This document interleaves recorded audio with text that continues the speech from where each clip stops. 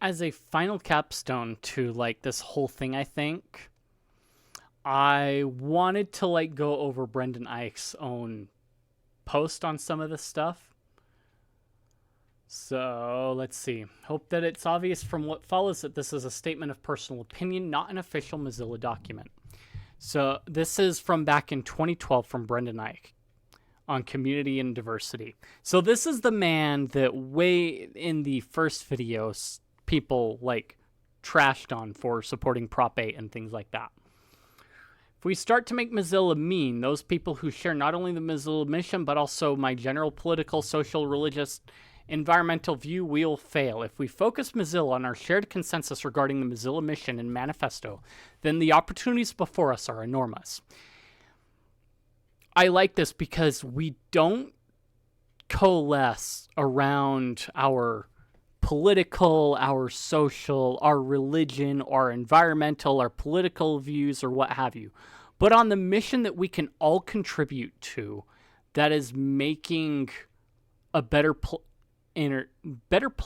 a better experience for people on the internet, where they can choose their own experience and not be told what to do based on our own political viewpoints or other viewpoints. Mozilla's diversity is a success condition. Our mission and our goal is truly global.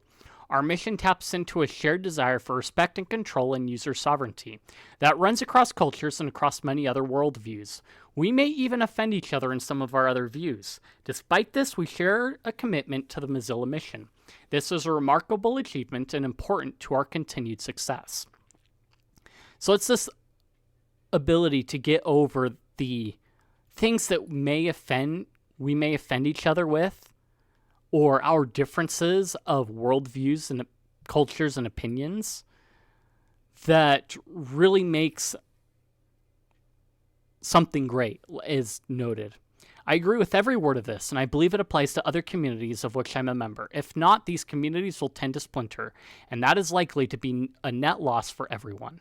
And I've seen this, even in church contexts. I've talked with people of different political views, and we've been able to share in things and work together on different projects and do awesome things together, even though we may disagree on certain other points. We can agree on like, hey, there's a project we're working on now, let's get together and work on it. Or even, let's just have a good time and play Magic together.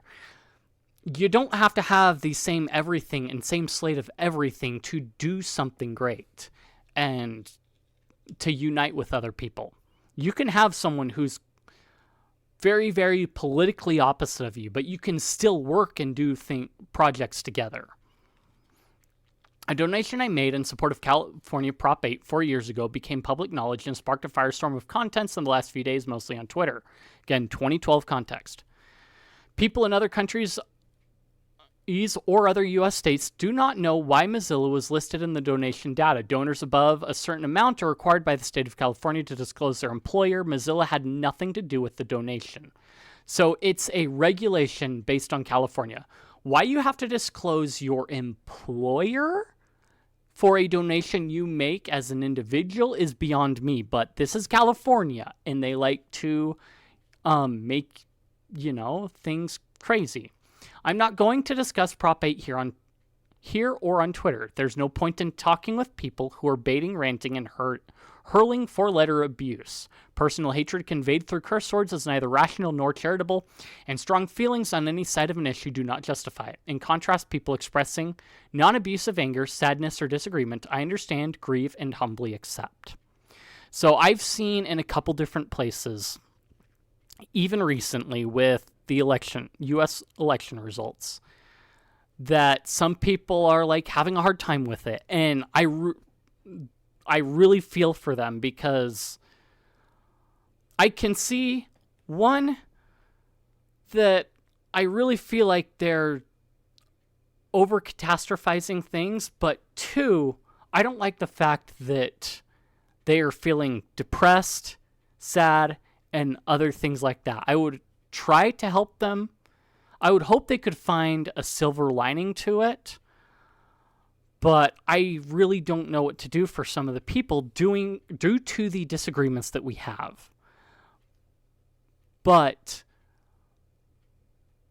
the fact that we can still share in that mutual, like, we can still disagree, but we can still understand the human emotions that we all feel for each other, even though something that would be more politically aligning with me, that's much less politically aligning with someone else, affects us differently, or a political outcome affects us differently. So, no hate. Ignoring the abusive comments, I'm left with charges that I hate and I'm a bigot, based solely on the donation. Now, hate and bigot are well-defined words. I say these charges are false and unjust. First, I've been online for almost 30 years. I've led an open source project for 14. I speak regularly at conferences around the world and socialize with members of the Mozilla, JavaScript, and other web developer communities. Remember, Brendan Eich was a big person in Mozilla, JavaScript, and a few other places.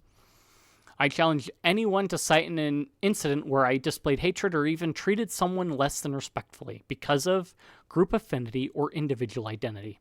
Second, the donation does not in itself constitute evidence of animosity. Those asserting this are not providing a reasoned argument. Rather, they are labeling dissenters to cast them out of polite society to such assertions that I can only respond no. If we are acquainted, have good faith assumptions, and circumstances allow it, we can discuss one-on-one in person. Online communication doesn't seem to work very well for potentially divisive issues. Getting to know each other works better in my experience. I've tried to do this as best I could with different people, and we've still walked away with our disagreements. And this one, I would challenge people, like, honestly, when you really consider things, what have I really done? Have you looked at, like, what my reasoning or what have you behind things? Or are you just looking at it and being like, well, I don't like that? And it can be tough because with our disagreements, and the way that we've lived our lives differently, that even though we sit down and communicate, I would hope that we can come to a more mutual understanding, even though we still disagree. There's a larger point here. The one Mitchell made, people in any group or project of significant size and diversity will not agree on many crucial issues unrelated to the group or project. I know people doing a startup who testify that even at fewer than 20 employees, they have to face this fact. It's obviously true for much larger communities such as JS and Mozilla. Not only is insisting on ideological uniformity impractical, it is counterproductive.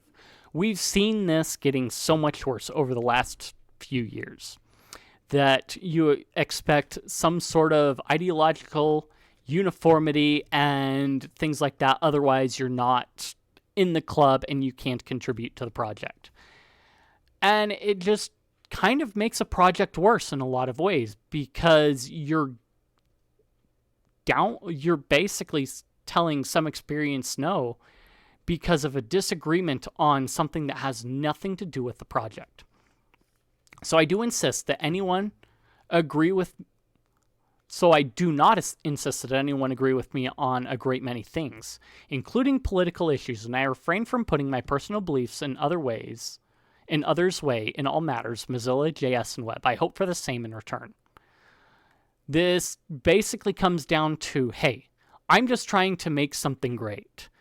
Whatever my political opinions are, I try not to shove those into those projects. And I try and do away with it. So to kind of go off of that, on the Brave website, as I think I've noted before, is the fact that there are a lot of things that people have had issues with Brave. And it can be tough because, like, oh, well, they do this, that, and the other. And basic attention token, they're very, very transparent about up front. You see ads, you get token. Okay? Brave, free to use, based on Chromium. Is it open source? Yeah, it's open source. You can get the ad blocking functionality or code from it and implement it into other browsers if you want. Who owns Brave? That would be the Brave Software Inc. What languages is Brave available in? The search engine. Brave search engine is actually pretty cool with the way it works. I've since set up my search instance again, and it has Brave as one of the options, but it's a really cool service in how it works. Does Brave block YouTube ads? Yes, Brave blocks YouTube ads pretty well. YouTube keeps trying to update. Does Brave have a VPN? Yes, Brave Firewall and VPN. Let's see. Is the Brave browser safe? So, blocking trackers and everything else, pretty cool. You can compare it to other browsers and things like that. You've got the privacy stuff, global privacy control. Let's see, if we were to go into that, you can read about that. And Brave said they would continue to support good ad blocking, and I believe even uBlock Origin. So they seem pretty transparent, and I haven't seen anything where they've backed down from their principles like Mozilla has, like I've shown in their own blog posts. Built-in security on by default. So we go through, let's see, privacy glossary. If we go to the blog even, built-in VPN, privacy-preserving advertising measurement falls short. So even in a lot of ways, let's see. Brave has worked towards a more private web for several years. This current third-party based advertising ecosystem is built on the continual surveillance of users. So we spent a lot of time thinking about the economy of the web and how it can work while still maximizing user privacy, which is why we offer Brave ads. Happy to see other browsers paying more attention to these issues as well. Let's see, feature to track interactions with the browser while preserving user privacy. Believe that ad measurement should be transparent, simple, and limited to parties the user trusts, not random third-party advertisers. Let's see, schemas default enabled unless you're hunting around in settings undiscoverable by users. This means that if you go to a page that happens to have ads on it, the browser will silently record the ad impression and later report a conversation to the advertising server. This lack of transparency is a problem, and users deserve to be in control of what information is being shared with whom. Ad measurement should be simple. Let's see, shouldn't be handed over to third parties. And yeah, so they're kind of dinging Mozilla on this again. It's built to attempt to incrementally improve the traditional third-party advertising economy. In doing so, it allows third parties who have no known relationship with the user to measure ad performance while increasing privacy risk for the user. So again, you can still see Brave kind of continuing on their blog to do the thing, even though they're hitting against, Mozilla on it. They praise Mozilla in a lot of things, and then Chrome is entrenching third-party cookies for some sites in a way that will predictably mislead. Let's see. Manifest v3 means for Brave and the use of extensions. Brave launches. Let's see. Do we have policy and legislation? Let's see. Why Brave disables Flock. Comparing the network behavior of popular browsers on first run. Updates from Brave Research. California Privacy Rights Act. Let's see. These are back in 2020. Yeah. So it's interesting the difference of political leaning articles and legislative articles that you see between Brave and Mozilla. So again, from the start, when I first started using Brave, it was very transparent, and I liked the idea of actually earning something for having my eyes set on a new tab ad. And even Brave backpedaled things that a lot of people criticized, to the point that they found other ways to put it in place so that it wasn't near as bad.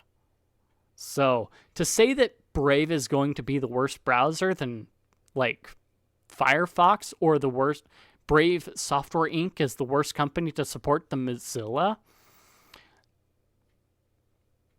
you form your own opinion. If you liked the content, if you enjoyed it, if you think I deserve it, comment, subscribe, leave any criticisms you have or what have you. I appreciate it. Feed that algorithm, like I said, and I will see you guys in the next one.